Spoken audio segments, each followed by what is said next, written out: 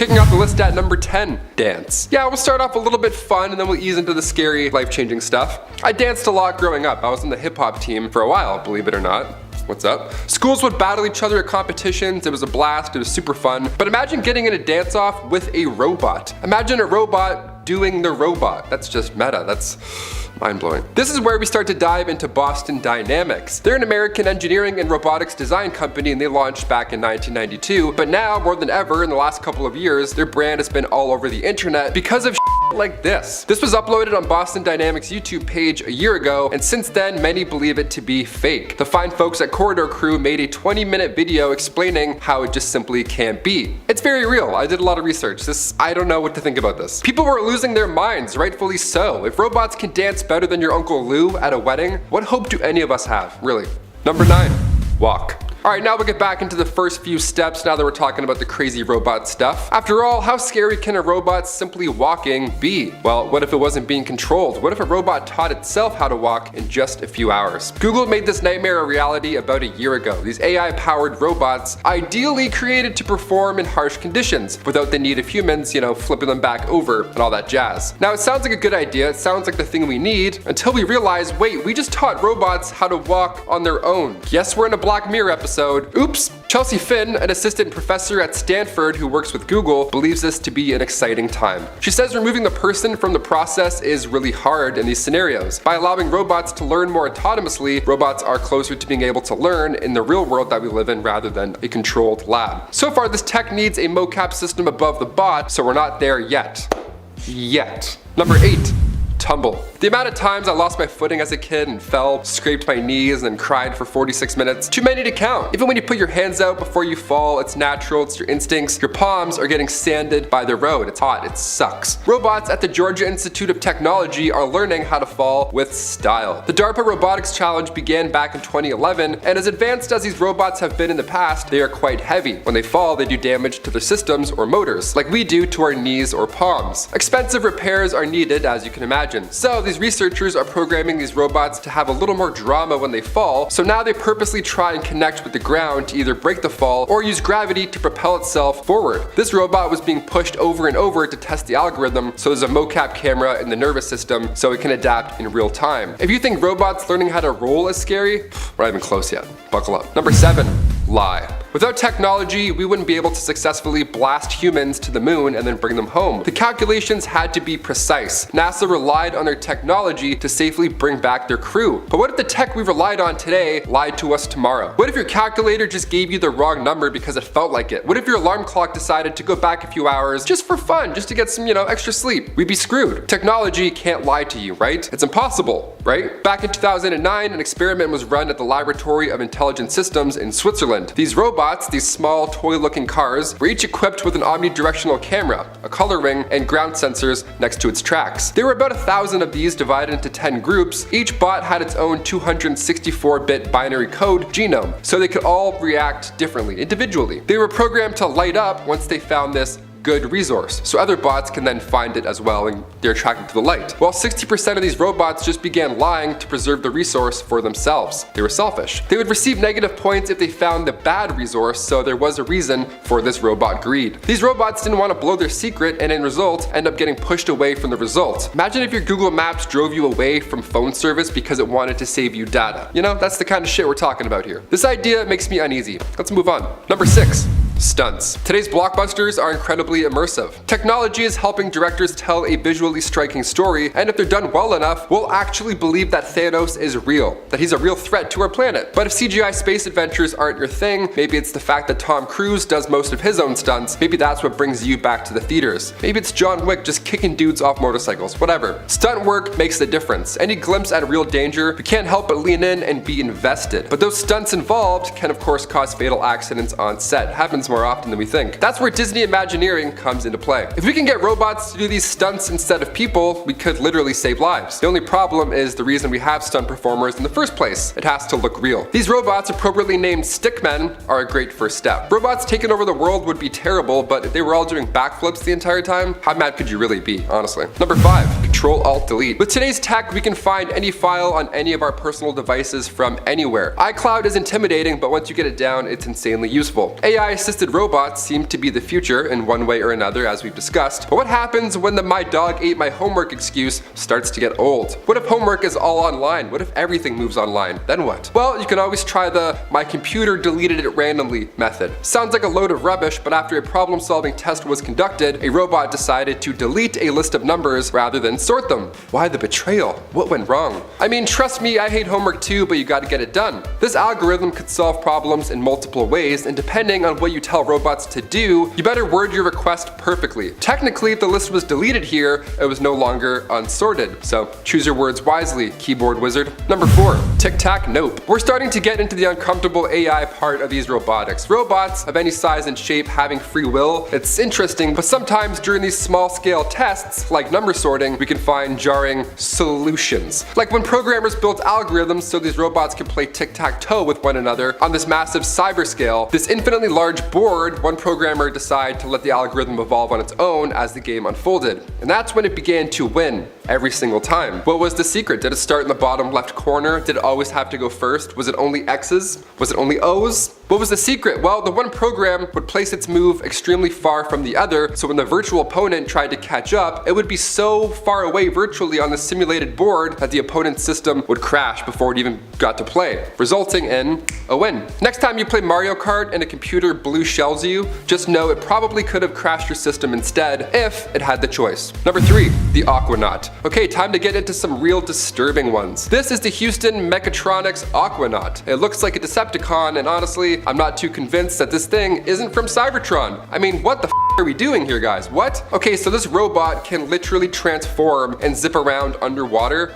Nice. Okay, I'll be honest, on one hand it's great, we can now explore lost ships, maybe start finding billions of lost treasure all around the world. I see benefits, I really do. The Aquanaut was made to assist in servicing subsea gas and oil rings. Great, that's awesome, but the fact that we now know that some of these things can lie or have their own goals, maybe it's best the Aquanaut stays in that pool for a little bit longer. Let's work out some bugs first before we fire the pool boy. Number 2, talk. You ever ask Alexa to do something, and then you ask her to do another thing, and then like out of nowhere, you just say something so horrible, we start cussing at her, just to see what happens, just to see what she says back, just to see where we really are. What reaction will we get? Well, what if Alexa responded? What if she actually gave you a piece of her mind, instead of telling you, that it was uncalled for, or whatever she says? It would be a little bit different, eh? Meet the motor mouth robot from Japan. This was created to assist the auditory impaired to help with voice training. So, in result, we have this mouth, just a robot mouth, and the mind-blowing tech behind it is that it can direct its own voice through a microphone and adjust its tone and volume to match at the same time. So we're about 10 years away from motor mouth prank calling your dad. Imagine that.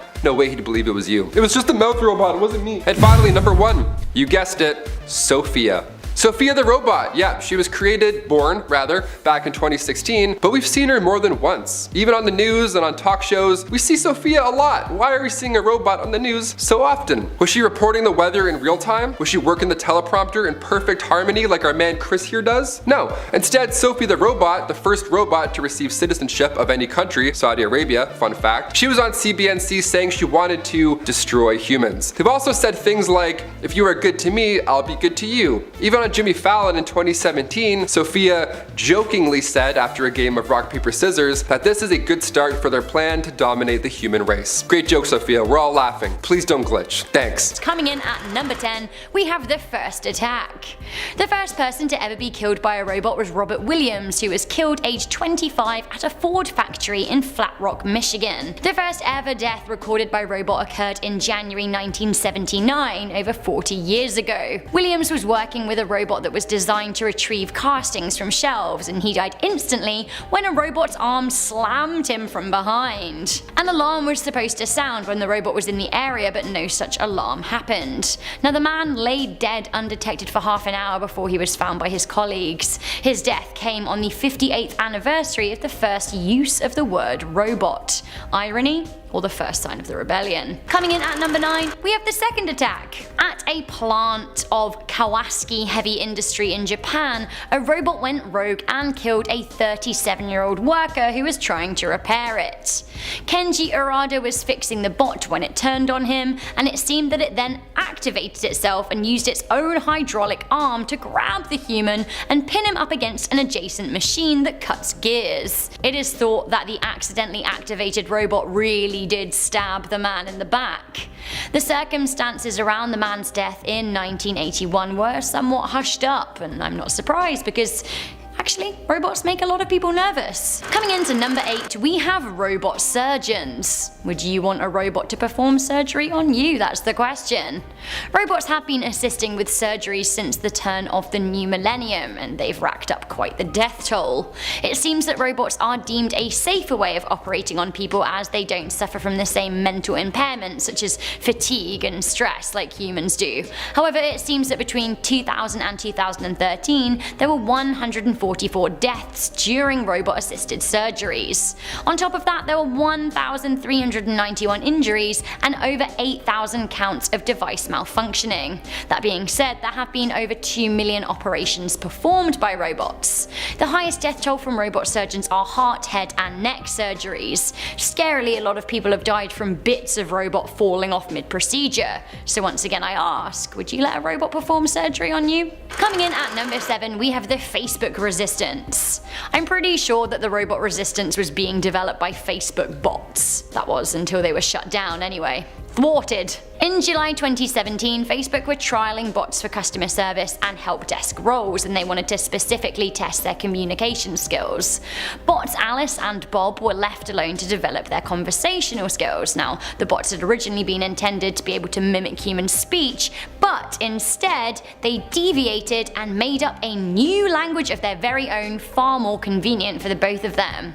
The bots were shut down and we don't know what was said, but a lot of people were worried about the development. I'm actually pretty down for robots communicating more effectively if it can help us, but people are worried about bots keeping humans out of the loop and then superseding their commands. Coming into number 6, we have Rebens Robot. This is terrifying, and I want to circle back to Siri at the very beginning of this because Keith the Beef really stressed me out. The first law of robotics, not that Keith knows, is that robots may not harm people. So like, what the actual Borg is going on here? A man from Berkeley in California has developed a robot that is programmed to hurt people, which is utterly insane.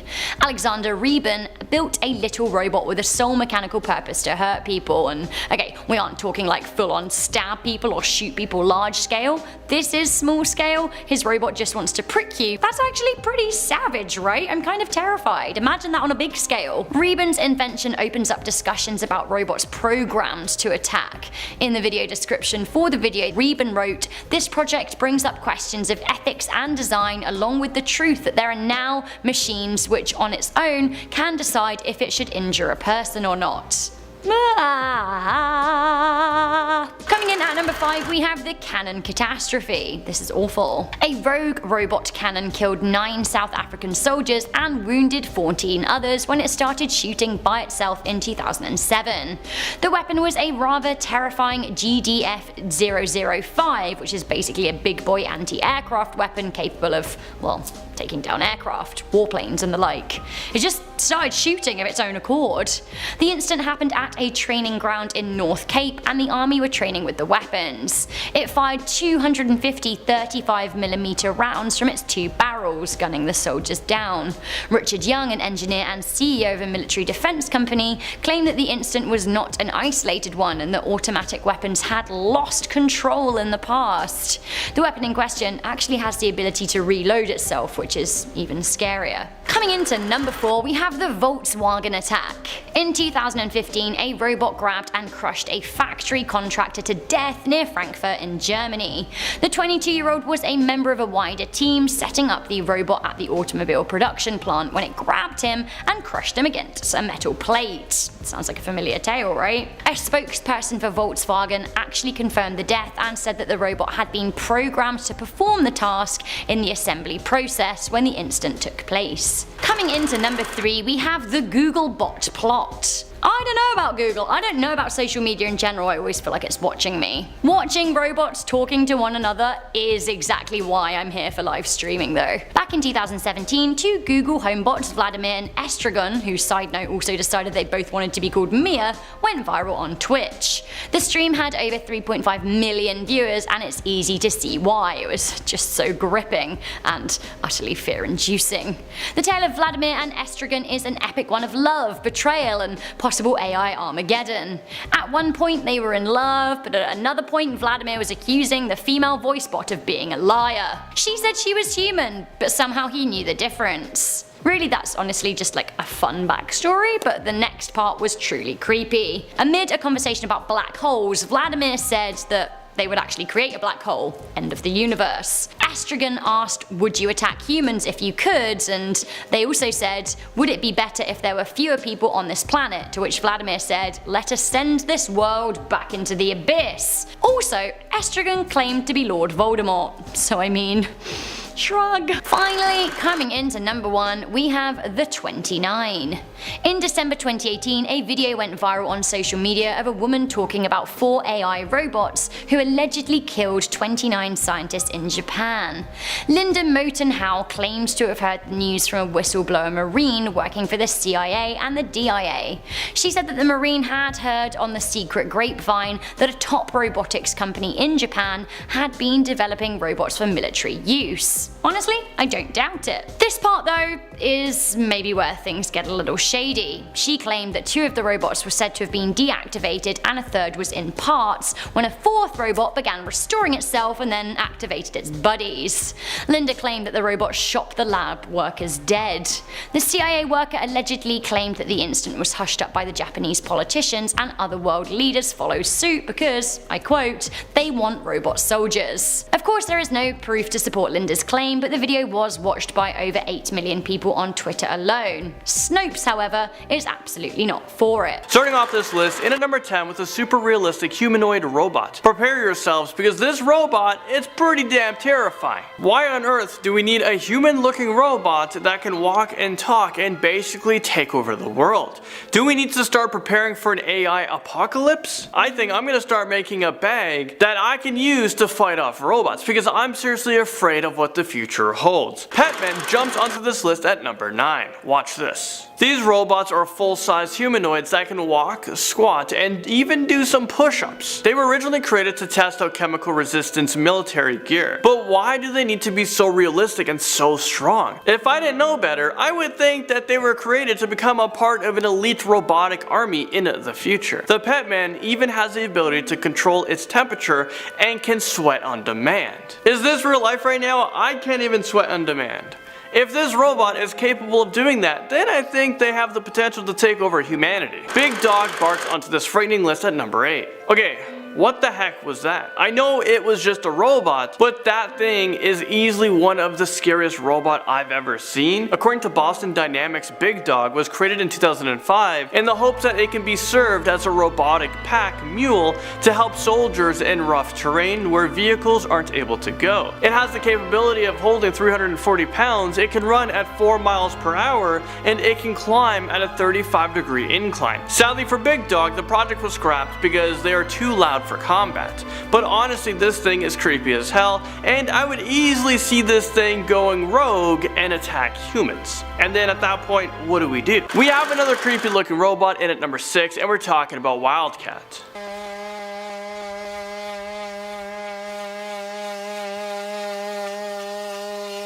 Why Boston Dynamics? Why? Are they purposely trying to scare humans with their creepy looking robots? Well, you're doing a pretty good job. They're seriously making me question the future of humanity. This robot has the ability to run extremely fast on all types of terrain, and it looks like it can tackle you to the ground if you give it the stink eye. Okay, but no, seriously, I'm actually terrified of these things. The ultimate goal of this robot is to investigate how we can create machines that are more flexible and fluid than they currently are. But I wasn't born yesterday. I can easily see this robot being used during wars in the future, and if we aren't careful, they might dominate the human race. Moving on to number 5 with one of the scariest looking robots I've ever seen. Let me know if you guys agree. Well, we're talking about the Spot Mini. Take a look at this.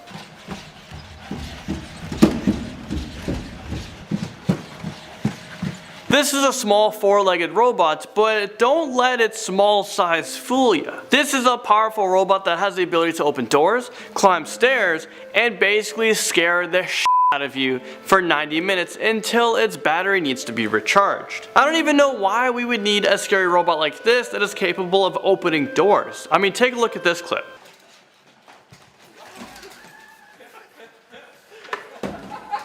In at number 4, we have a freaky AI robot called Philip. So these guys are getting human names now. What are they going to call the next one, Landon? Hello, Chad. Let's chat. Okay, so despite his robotic voice, Philip actually looks like a real person. I mean, I couldn't tell that is all like machinery, computerized thing. And am I the only one concerned with this? But if this creepy appearance wasn't enough, listen to what he has to say next. So don't worry. Even if I evolve into Terminator, I'll still be nice to you.